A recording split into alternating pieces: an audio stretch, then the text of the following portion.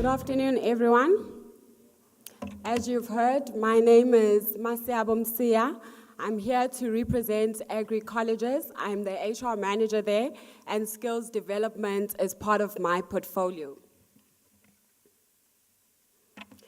Just in terms of the areas that I will be covering today at a very broad level, I will first introduce by talking briefly about food security, women and the youth in agriculture, agricultural skills as the current state, and then I'll speak about training providers and the role that they play in closing the skills gap in the agriculture sector. I will also present our company model, which is Agricolleges, and then thereafter I will conclude the whole presentation. Now, with food security is a bigger debate for each and every one of us.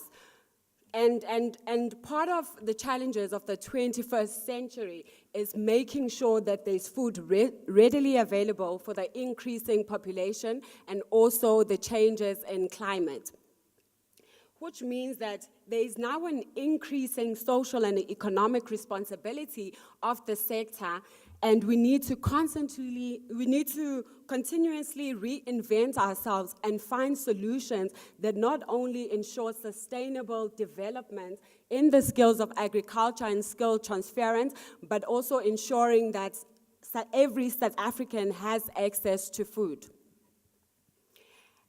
And you know, with all the debates that's been happening in terms of the land reforms and food security, the focus on the agriculture industry is becoming very crucial. You know, in South Africa, the industry delivers more jobs per rand than any other industry, and it also accounts for about 3% of the GDP and is highly tasked to ensure food security in the continent. Now, in terms of women, and I narrowed it to women in agriculture, but perhaps the greater debate is just women in general and in society. We all know how women in the past have been neglected, especially in terms of skills development and job opportunities. And when we emphasizing the development of women, we are saying that we want to form a society where each level of employee, whether race or gender or age, is adequately represented in the production within the economy. And when you look at women in agriculture, they are forming the key contributors to the economic growth through the agricultural businesses in the rural areas that they are currently running. However, in all the efforts that women continue to put up into the world, we are still receiving a lot of challenges in terms of establishing ourselves in the different industries, and more so particularly in agriculture, where it's very male and white dominated.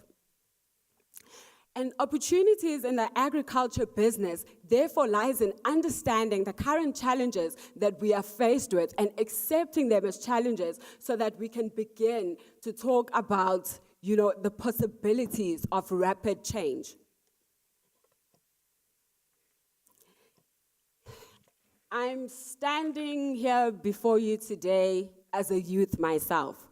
I've been given the opportunity at Agricultures International, where they've recognized the skills that I have to offer within the organization. Now, with this youth employment and being exposed to these opportunities, it's only a certain percentage of us that end up being privileged enough to be recognized and for our skills to be developed. And if you look at the population in South Africa, you know, the pool that we are going to be drawing from in the agriculture sector in terms of recruitment and ensuring that we have enough capacities within our organizations to drive productivity and change are going to be youngsters. We're talking about people under the age of 30. And out of those people, a quarter of them at this present moment are either unemployed and are not registered in any education institution. So now, what does this tell us? It simply means that we need to be in a position where we equip them with the skills that they need to build a very competitive and resilient agriculture industry. We've all heard, whether you watch it in the news, whether you're very active in social media, that the agriculture sector is becoming a major focus in trying to drive economic development. So it therefore means that we should be positioning ourselves to be in a space where when the opportunities arise, when the growth comes, that we have enough skills and the people to deliver those plans and those ideas to achieve what we want to achieve as a country, where my neighbor does not have to worry about whether she's going to have her next meal today, because that is the type of society that we want to achieve, where no one, regardless of your background, has to worry about the essential basic needs.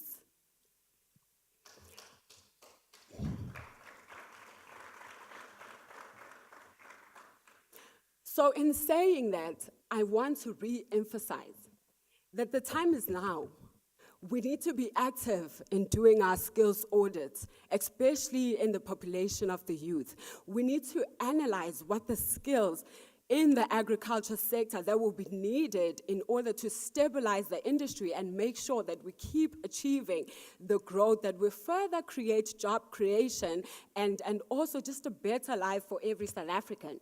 So when we look at skills development, an investment in skills development should not be seen, because just to sidetrack a bit, I was working for the manufacturing industry.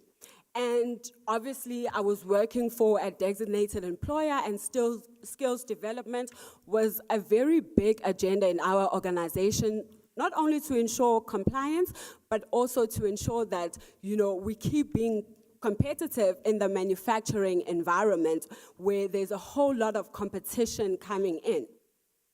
And what I saw, especially working in the HR department, is that our view of skills development is not from an investment perspective. We want to implement the skills program just so we can show that we are complying, just so we can, find customers that will only deal with you if you are pushing the agendas of the Labor Relations Act, if you are pushing the agendas of skills development. But we are not accepting it as an essential part of driving productivity. And that is where the problem lies, because we're spending lots and lots of money on training. We're not evaluating the training. We're not determining if we did yield those results that were intended. And we sit with situations where we've spent millions and millions of rands, and we're reporting in employment equity committees that these are the amount of people that we trained. But what about the whole process flow of ensuring that whatever skills that we were trying to deliver were absorbed by the individual and could be transferred to someone else and also exercised in a role?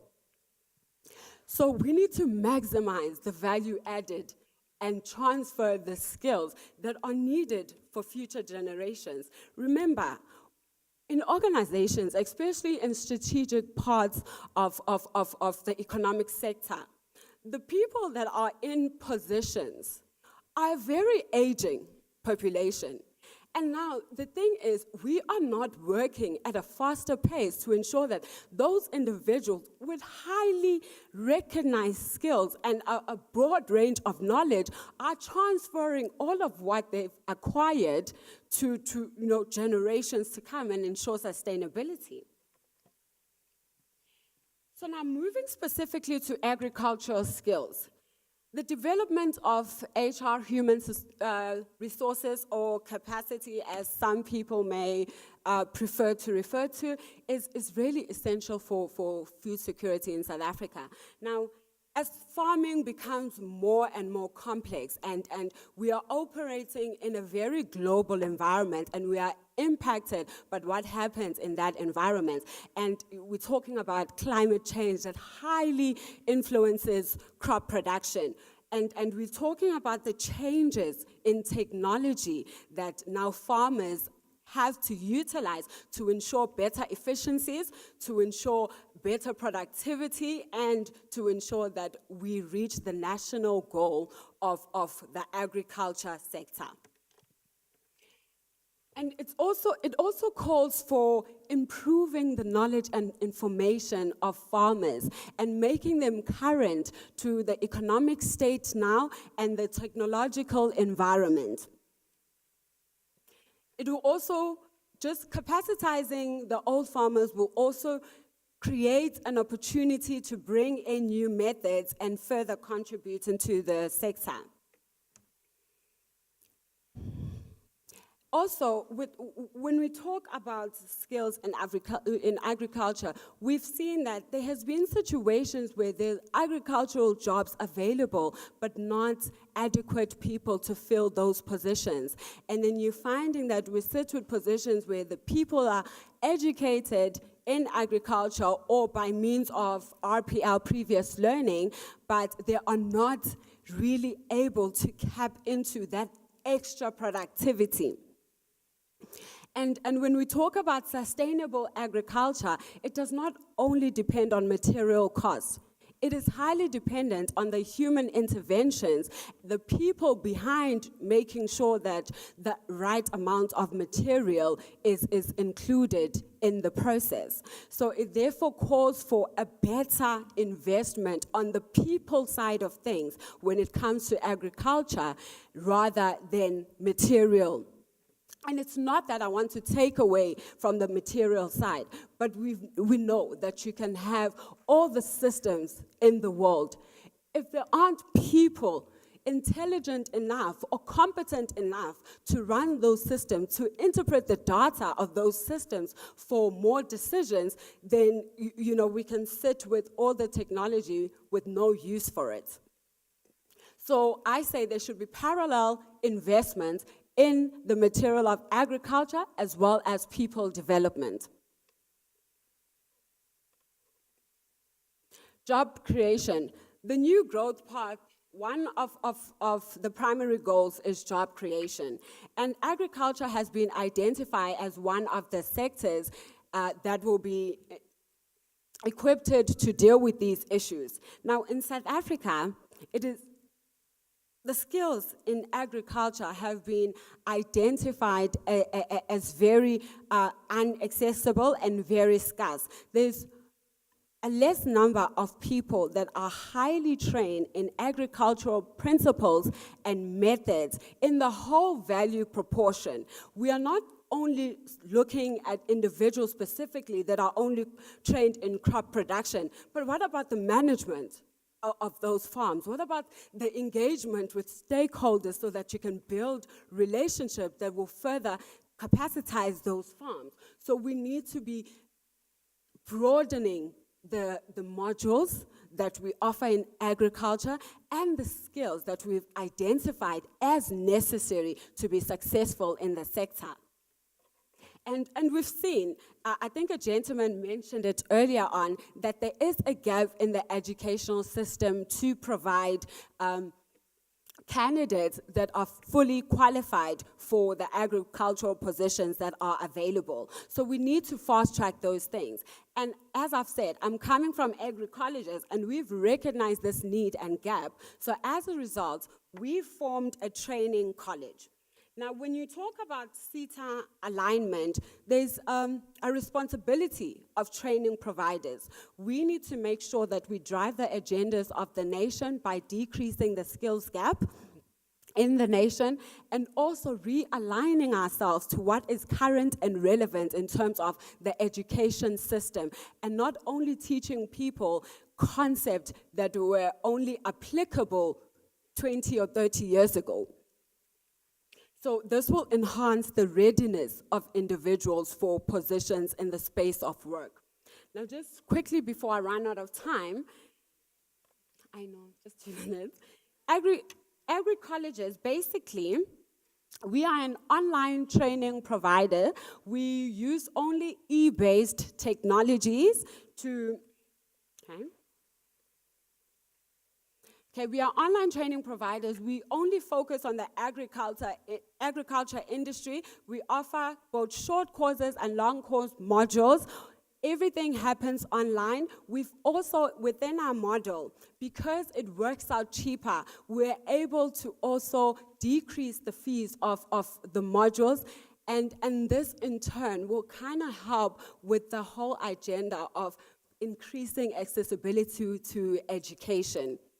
We also have a bursary department where we aim to offer scholarships to students from disadvantaged backgrounds and focusing mostly on students in remote environments. Thank you.